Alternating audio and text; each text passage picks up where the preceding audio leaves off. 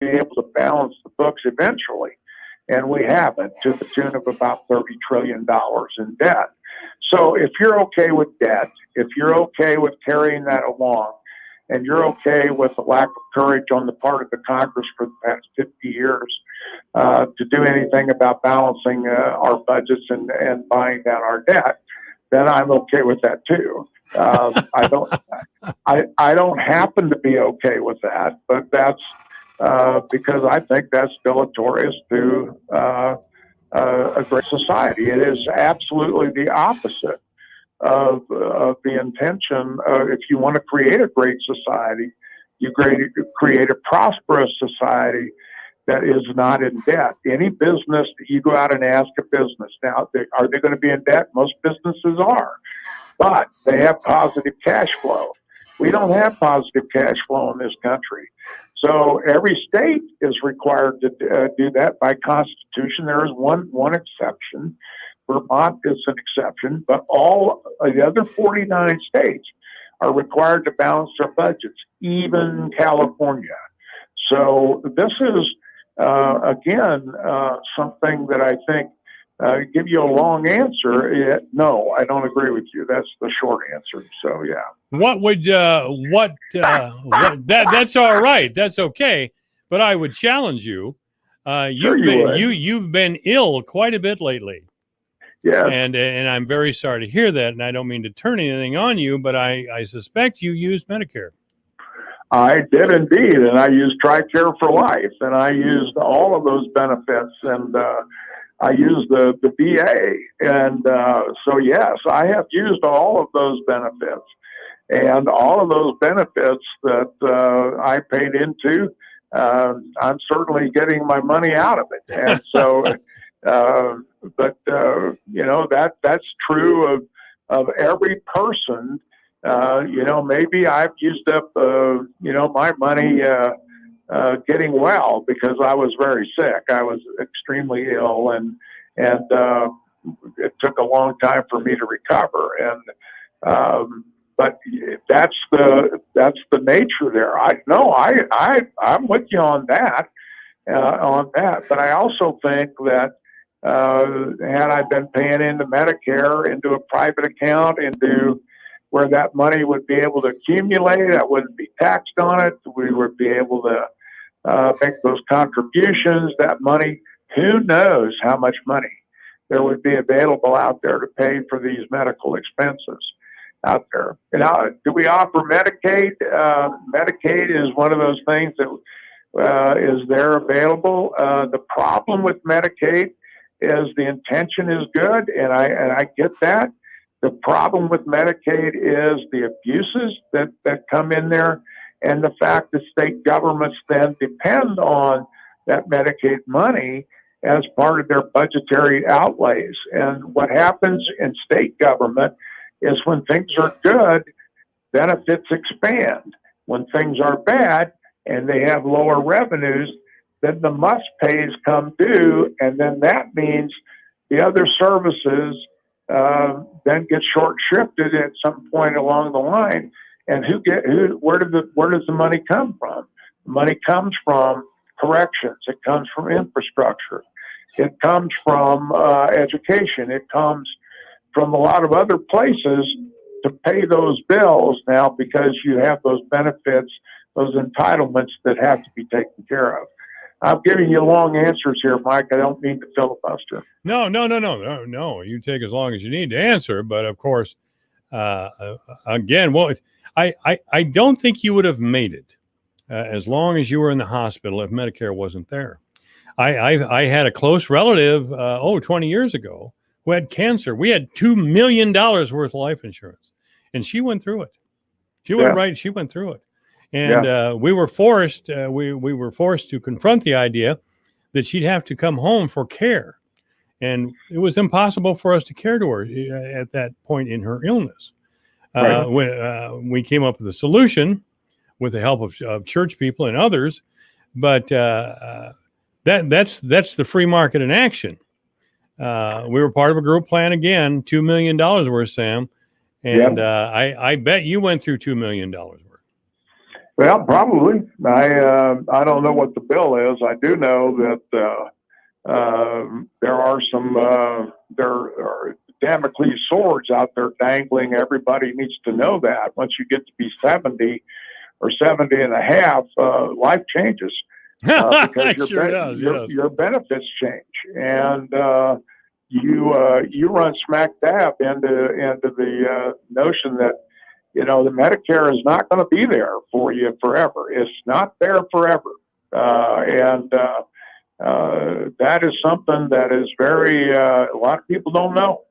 And boy, we found out because once you turn 70 and a half, you turn into a pumpkin as far as a lot of these benefits go. And you really, had I not been a veteran, that's where I honestly don't know what would have happened. Is had I not been a veteran, I don't know what would have happened because the Medicare ran out. The Medicare ran out because of my age and other issues. And so, had I not been a veteran, I don't know if I'd made it. And that is accurate. Well, what do you mean the Medicare ran out? You're the first person I've heard mention anything. Oh no, my Medicare benefits ran out, and so did my TRICARE for Life, which is supposedly was there. At least we were under the impression that TRICARE, because I'm retired military, that would have been there for me for life.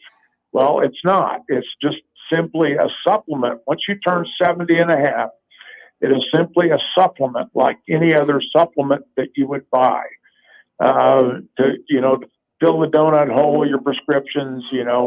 It's Part C and D or whatever the Medicare parts are that covers that. So you have 100% coverage. But the issue is that I ran out of Medicare benefits, and I got kicked to the VA.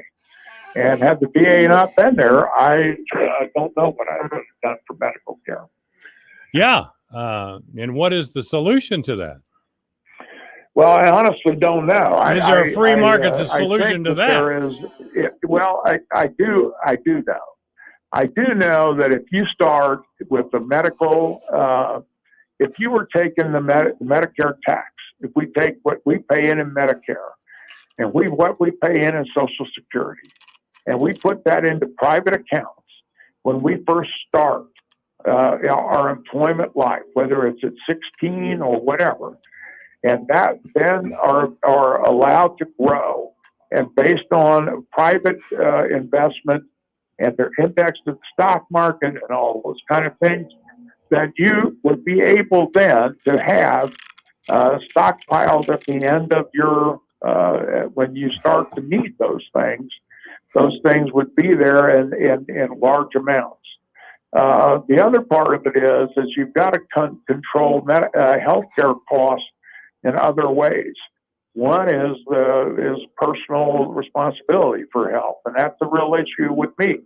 That was a huge issue with me because of my obesity. I had to, of course, I've lost 140 pounds, and wow. And I look different, I feel different, and all of those things. But the other parts of those then goes to where you have to have the ability to have interstate sale of insurance. And you've got to be able to have those competitive factors. You've got to have open pricing so that people can shop.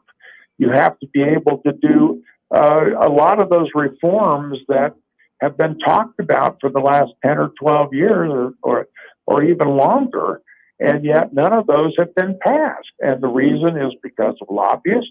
It's because of the strength of the insurance industry. It's because of who gets campaign contributions. And that's why a lot of these things and healthcare costs are, we could cut healthcare costs by 25% simply by having the sale of insurance across state lines. Cut it by 25% overnight.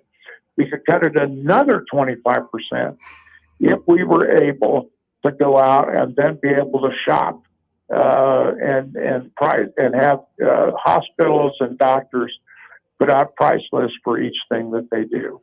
And then if we have that price transparency, then suddenly then you have the free market really does work. Well, Sam, again, The insurance companies can drop you. Medicare may have, and I need to know more about what you're talking about as far as Medicare expiring in your particular Right. case or whatever. But insurance companies can drop you, and we could have another 2008. Yes. Yeah.